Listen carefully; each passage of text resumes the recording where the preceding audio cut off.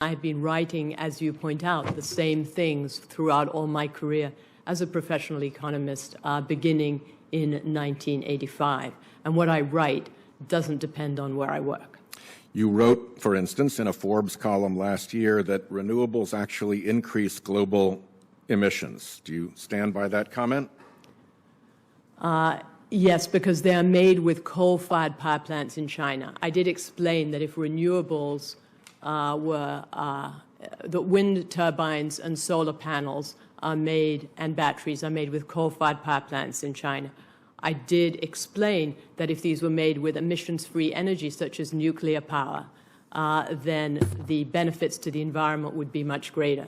But many environmentalists who are in favor of renewables are against dense emission nuclear power, and therefore making these renewables often raises emissions. In addition to stating that renewables actually increase global emissions, have you also agreed that recent data, and I quote here, calls into question the conclusion that humans are the dominant cause of recent climate change?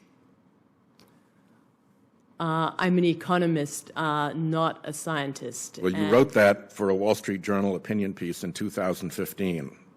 Yeah, well, scientists... You stand by it here today in 2023.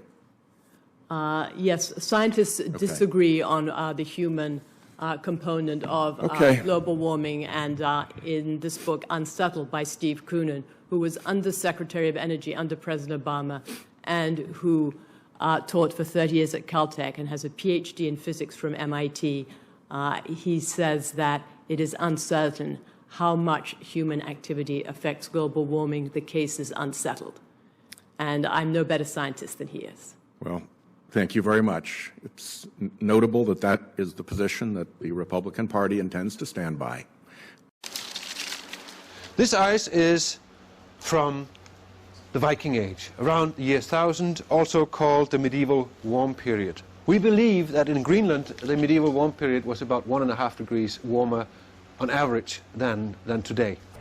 Nordgrip, the Greenland ice core project, is being reopened to drill the last few meters through the ice sheet to the rock beneath the research station. The ice core, over 3 kilometers in length, has been hauled up to the surface piece by piece and contains important data on the history of the climate of the Earth.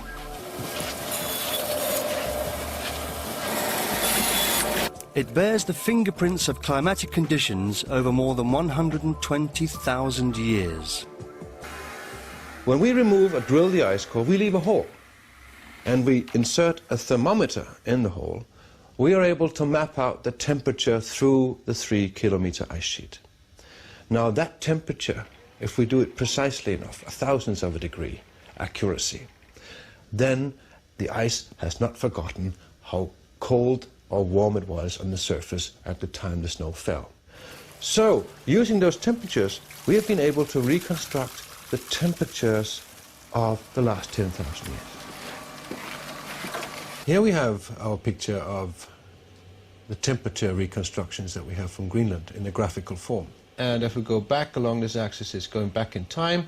This is the last 8,000 years we have plotted here. On this axis we have the temperatures at the site in Greenland, and we can see that if we go back from now about 4,000 years ago, we would have temperatures up here for about 4,000 years that were 2.5 degrees warmer on average than today. Now, as we approach our time, we can see that in the period between 4,000 years ago and back to the period 2,000 years ago, which is actually the Roman age, the temperatures have been decreasing in Greenland by 2.5 degrees. Then the temperatures increased gradually up to a maximum point around the medieval warm period, we call it 1,000 years ago. And then temperatures declined and goes down to a minimum around 1650 AD, comes back up a little in the 18th century, and then around 1875 we have the lowest point in the last 8,000 years, right here, and that matches exactly the time when meteorological observations started.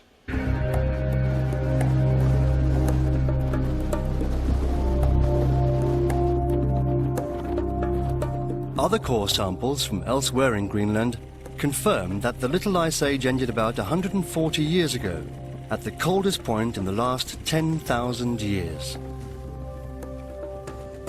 The natural, pronounced alteration of warm and cold periods back in time has also been confirmed elsewhere in the Northern Hemisphere.